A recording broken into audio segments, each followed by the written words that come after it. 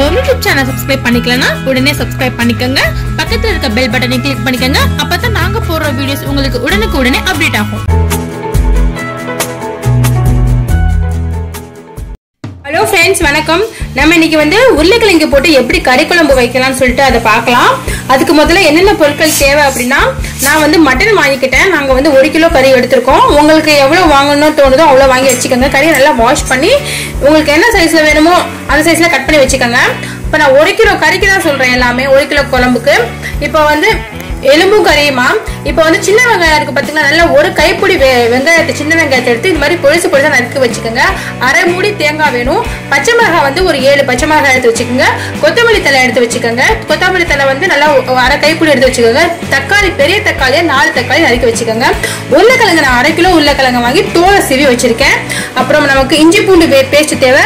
இஞ்சி பூண்டு பேஸ்ட்டை பொறுத்த வரைக்கும் ஒரு 5 டீஸ்பூன் தேவைங்க. அப்புறம் மல்லித்தூள் தேவை. மல்லித்தூள் அளவு நான் போடும் போது சொல்றேன். மிளகாய் தூள் தேவை, மஞ்சள் தேவை, பட்டை, கிராம்பு, ஏலக்காய் தாளிக்கிறதுக்கு சீரகம், வெந்தயம் தேவை, ஆயில் தேவை. நாங்க கடலெண்ணெய் போட்டு செய்ய போறோம். இங்க பாருங்க, நாங்க கடலெண்ணெய் போட்டு செய்ய போறோம்.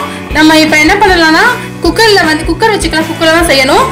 குக்கர் வச்சு ஹீட் ஆனதோட நம்ம ஆயில் சேர்த்தலாம். ஆயில் ஒரு 4 டீஸ்பூன் சேருங்க. நமக்கு ஆயில் சூடானதோட 1 டீஸ்பூன் வெந்தயம் போட்டுடலாம். 1 டீஸ்பூன் சீரகம் போட்டுடலாம். அது பொரிஞ்சதோட நம்ம ஒரு 3, இங்க பாருங்க, 2 பட்டை, 2 கிராம்பு, 2 ஏலக்காய் அதையும் போட்டுருங்க. இது நல்லா எல்லாம் பொரியட்டும். ஓகே, பொரிஞ்சிருச்சு. நம்ம நறுக்கி வச்சிருக்க வெங்காயத்தை அதோட சேர்த்தலாம். வெங்காயத்தோட பச்சை மிளகாவே நான் சேர்த்துட்டேன். இப்போ இது ரெண்டையுமே நல்லா எண்ணெயில வதக்கிடணும். நல்லா வதக்கிடுங்க. இப்போ வெங்காயமும் மிளகாவும் கண்ணாடி பக்குவத்தில் வதங்கிடுச்சு. இப்போ நம்ம கொத்தமல்லி தலையையும் தக்காளியையும் நான் சேர்த்துடலாம். அதையும் அதோட ஒன்று சேர்க்க நல்லா வதக்கிடுங்க. உப்பு போட்டால் கொஞ்சம் சீக்கிரமாக வதங்கும். ஸோ ஒரு 1/4 டீஸ்பூன் உப்பு சேர்த்து கொஞ்சம் நல்லா வதக்க வச்சுருக்கேன். ஓகே, நமக்கு தக்காளி அதோட சேர்த்து எல்லாம் வதங்கிடுச்சு. இப்போ இஞ்சி பூண்டு பேஸ்ட் போட்டுடலாம். இஞ்சி பூண்டு பேஸ்ட் ஒரு 5 டீஸ்பூன் சேர்த்துக்கோங்க. 4 to 5 டீஸ்பூன். இப்போ அதையும் சேர்த்து நல்லா வதக்கிடுங்க. அதுலேயே மஞ்சள் தூள் 2 டீஸ்பூன் சேர்த்துக்கோங்க. அப்புறம் மிளகாய்த்தூள் ஒரு 3 டீஸ்பூன் சேர்த்துக்கோங்க. நம்ம பச்சை மிளகாய் வேலை போட்டிருக்கோம். காரம் கம்மியாக வேணால் காரம் கம்மியாக போட்டுக்கலாம். இப்போ எல்லாத்தையும் சேர்த்து ஒன்றா நல்லா வதக்கிடுங்க. ஓகே, நமக்கு எல்லாம் வதங்கிருச்சு. இப்போ நம்ம வச்சிருக்க மட்டன் பீஸஸ் சேர்த்துடலாம்.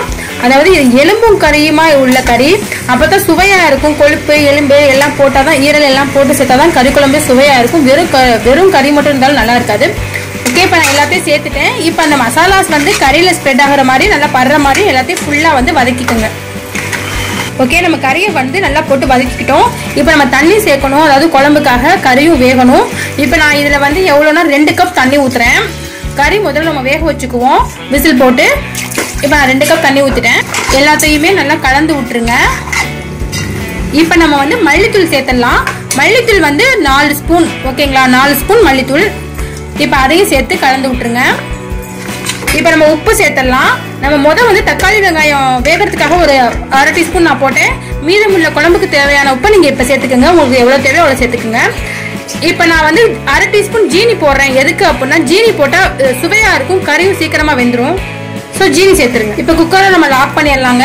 நாங்கள் 1 கிலோ கறி அப்படிங்கிறதுனால நாங்கள் 8 விசிலுக்கு வைக்கிறோம். நீங்கள் 1/2 கிலோ கறினா அதுக்கு தக்க நீங்கள் விசிலுக்கு வேக வச்சு எடுத்துக்கோங்க.